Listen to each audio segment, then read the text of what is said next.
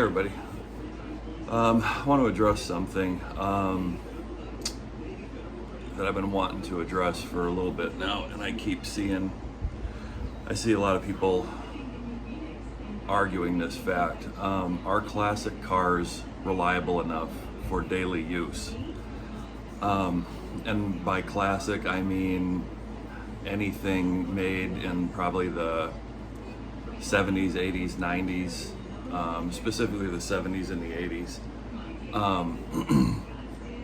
The short answer to that is absolutely. There's no reason whatsoever you shouldn't be able to feel comfortable driving anything from the 80s, 70s, I mean even 60s. I mean, most people don't drive 60s cars every day. Up until I pulled it apart, I was daily driving my 67 Chevelle. Granted, it's fuel injected, it's got an overdrive trans, it's got air conditioning, stuff like that. But the car itself, even as a stock car with a carburetor and no overdrive and four-wheel drum brakes, was absolutely 100% reliable enough for daily use. As I've mentioned in every other video, I've had a total of 16 third-generation Trans Ams. I daily drove every one of them up until 3 months ago when I sold my last one. Now I have an '89 Mustang, 5-liter, and this is my sixth Mustang. I drive the car at least 3 days a week. It gets 20 miles per gallon. It has ice cold air conditioning. It's as reliable as the day is long.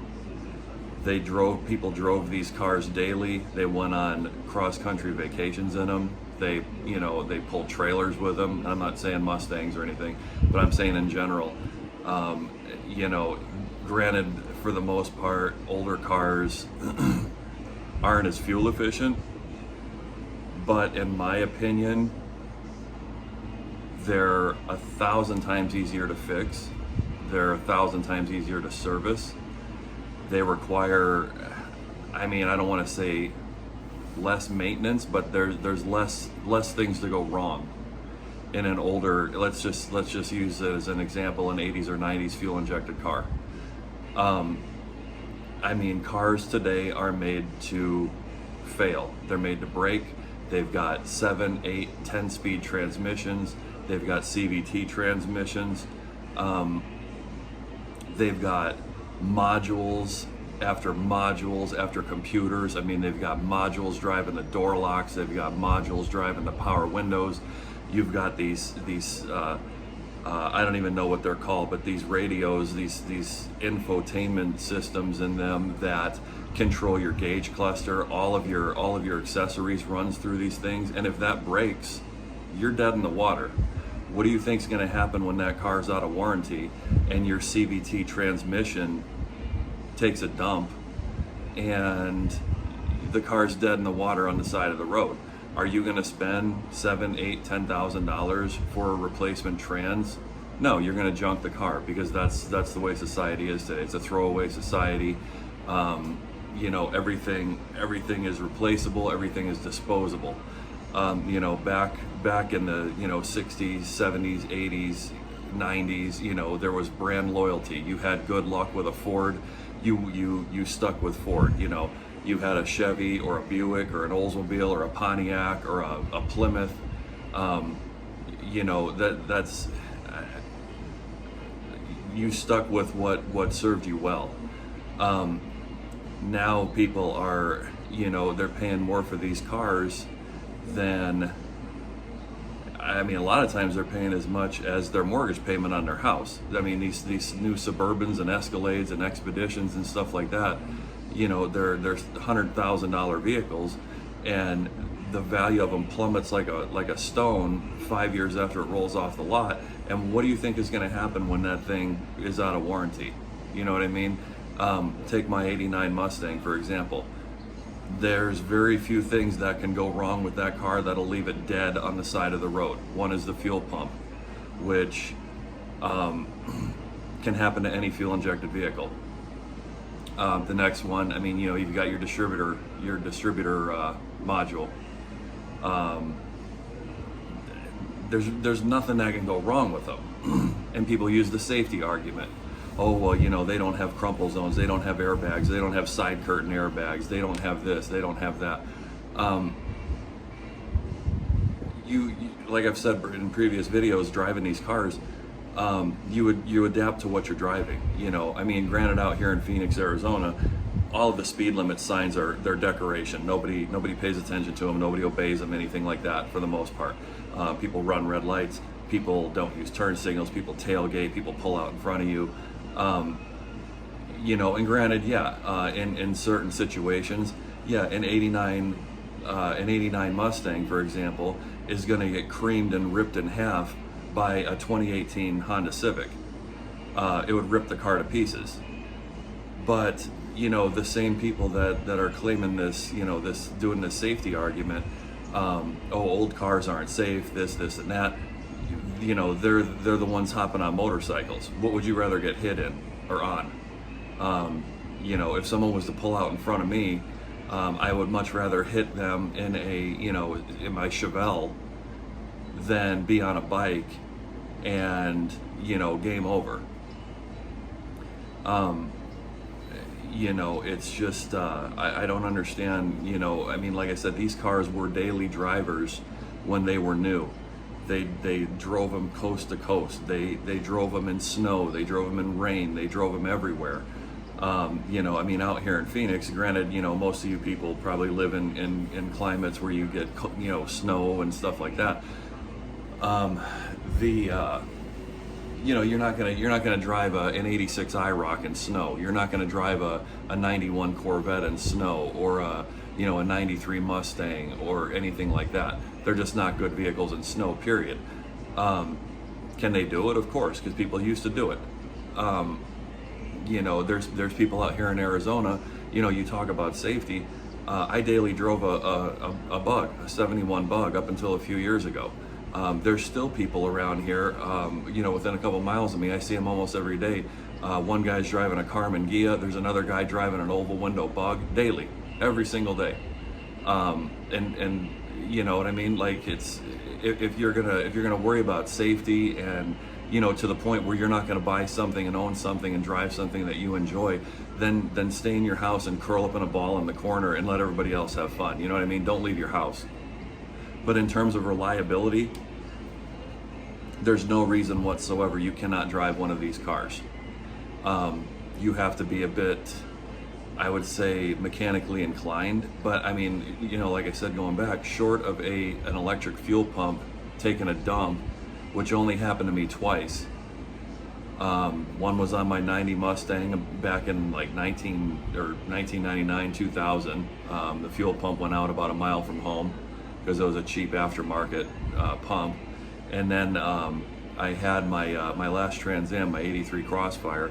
It didn't completely die. It started getting weak, where the car would kind of break up and lay down over like 3,000 RPMs. I got the car home, I put a fuel pump in it, and the car ran beautiful to the day I sold it. You know, but like I said, now, I mean, even my 2002 Chevy pickup, yeah, it's an okay truck. It's nothing special. It's reliable. But that was the last, I think, the tail end of the era of reliable vehicles, that 02, 03 range, where you're still running a 4L60 Trans, which is easily rebuildable. You know, those trucks are still out there with 400,000, 500,000, 600,000 miles on them. After that, it's like the manufacturers got the idea where, you know, in this world of credit cards and debt and everything like that, it became a trade-in and throwaway design behind the cars. You know, these cars now, you know, they with these computers in them and everything, they're able to track you down to the foot where you're at, you know, your location. These stupid Teslas, you know, they can remote into that car. I mean, for a little while, you know, a few years back, I worked at a body shop, and we had a Tesla in there. I don't even remember what it was. They all looked the same to me. But we couldn't move the car for like 3 hours because it was doing a software update. The car wouldn't move. It wouldn't do anything. That would be real cool when you got to leave for work at you know, 4:45 in the morning, and this stupid thing is sitting in your driveway updating, if it doesn't burn to the ground first. But You know, like I said, my 2002 Chevy truck, the window regulator, just for example, and this is with every vehicle now, you know, they use a series of cables and pulleys and stuff like that to, instead of a gear to gear mechanism, you know, window regulator mechanism found in every single car on the face of the earth probably until the mid to late 90s. My 67 Chevelle has the original window regulators in it. They roll up and down. You can roll them up and down with your finger. My 89 Mustang, same way. Original window motors, original window regulators. The windows fly up and down. You know, yeah, granted the older stuff, 60s, 70s, 80s doesn't have, you know, all the little creature comforts, you know, like heated seats and heated steering wheels and Bluetooth and navigation and stability control and traction control and all that garbage that breaks once it's out of warranty. But I mean, for most people, you know, I mean, yeah, granted, people have adapted it. It's now a way of life. They apparently can't live without it, but you can live without it. You know, I drive every single day. I listen to the FM radio. I don't, you know, I don't play with my phone while I'm driving. I don't listen to music on my phone. I don't even have music on my phone. Don't even have the app or whatever you need to do it. But, you know, like I said, aside from like all the unnecessary like creature comforts and garbage in these new cars, I mean, for example, you know, I'm trying to make this as, you know, short-winded as I can. My wife, for a little bit, for probably about a year, had a 2013 Dart, and before and this was before the reputation for the car being a shit box really became known. I remember one day, it was like 3 or 4 months after she got the car, she went to leave for work, and this, you know, it was like 5:30 in the morning and everything, and she went to get in the car and the battery was dead.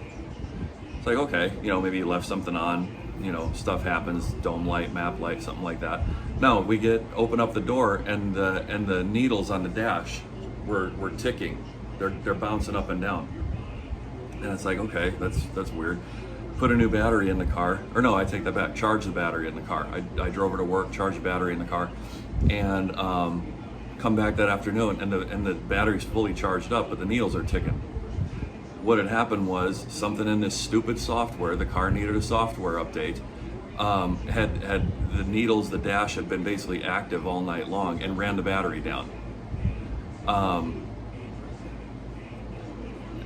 I don't, my 67 Chevelle, my 89 Mustang, my 83 Trans Am, the 15 Trans Ams I had before that, my 68 and 69 Chargers, the half a dozen 67 to 72 Darts that I had, the Barracuda that I had, they had the original gauges in them, and guess what? They never ran the battery dead.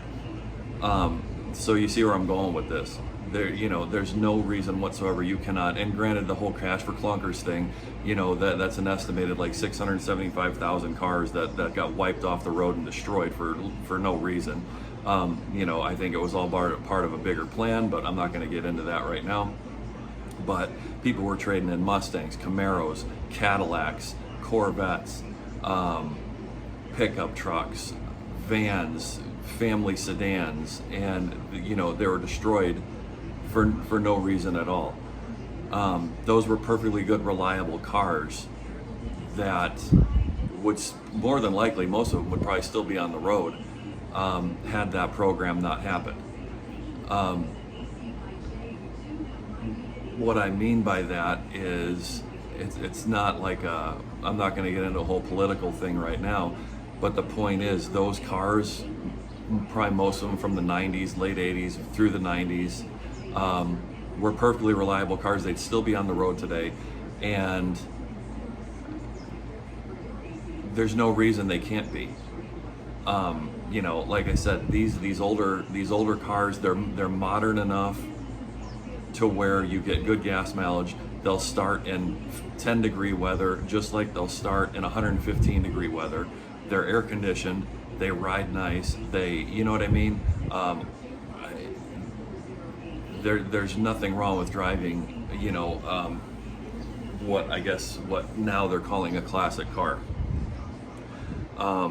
So I just wanted to put that out there where you people were like, you know, because I see it, you know, like I said, I'm not big on like social media or anything at all. I avoid it like the plague.